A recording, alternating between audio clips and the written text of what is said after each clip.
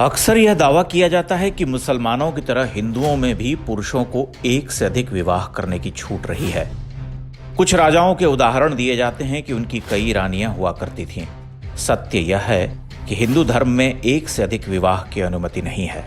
यदि एक से अधिक विवाह किया भी जाता है तो केवल विशेष परिस्थितियों में। इसके ढेरों उदाहरण वेदों से लेकर अन्य धर्म ग्रंथों तक में मिलते हैं।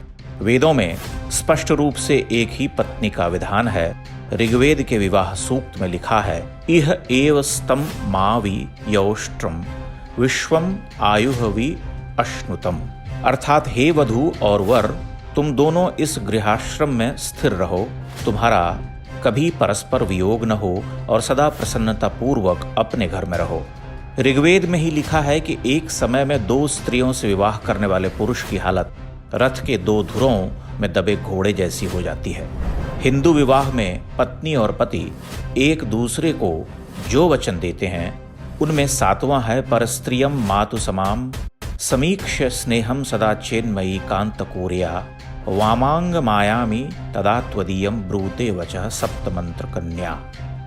पत्नी कहती है कि आप हर पराई स्त्री को अपनी माता के समान समझेंगे और हमारे संबंध के बीच में किसी अन्य को नहीं आने देंगे। वेदों में लिखी इन स्पष्ट बातों के बाद भी कुछ लोग भगवान राम के पिता दशरथ की 3 रानियों जैसे उदाहरण देते हैं। यह बात भी सच है कि राजाओं को विशेष परिस्थितियों में एक से अधिक विवाह की अनुमति थी। राज्य के भावी उत्तराधिकारी के जन्म अथवा किसी दूसरे राज्य से संबंध मजबूत करने के लिए कुछ राजा एक से अधिक विवाह करते थे, लेकिन ऐसा कोई समय नहीं था जब सामान्य हिंदू समाज में बहुविवाह की परंपरा रही हो। दशरथ की 3 रानियां रही होंगी, लेकिन हिंदू समाज के आदर्श पुरुष दशरथ नहीं बल्कि उनके पुत्र राम हैं। राम ने पूरे जीवन एक पत्नी व्रत का पालन किया। उनके 3 भाइयों लक्ष्मण, भरत और शत्रुघ्न ने भी इसका अनुसरण किया। महाभारत काल में एक से अधिक पत्नी के कई उदाहरण मिलते हैं, लेकिन वहीं पर यह भी माना गया है कि वह वैदिक मूल्यों के ह्रास का समय था। कृष्ण की 16,000 पटरानियों की बात भी कोरी कल्पना से अधिक कुछ नहीं। यहाँ तक कि प्राचीन ग्रंथों में राधा नाम का भी कोई चरित्र नहीं मिलता है। जो लोग भगवान कृष्ण के हजारों विवाह की बातें करते हैं, उन्हें हिंदू धर्म और जीवन दर्शन के बारे में कुछ और अध्ययन करना चाहिए, ताकि वो समझ सकें कि कृष्ण का चरित्र क्या था और जिसे वो विवाह समझते हैं वह वास्तव में क्या है।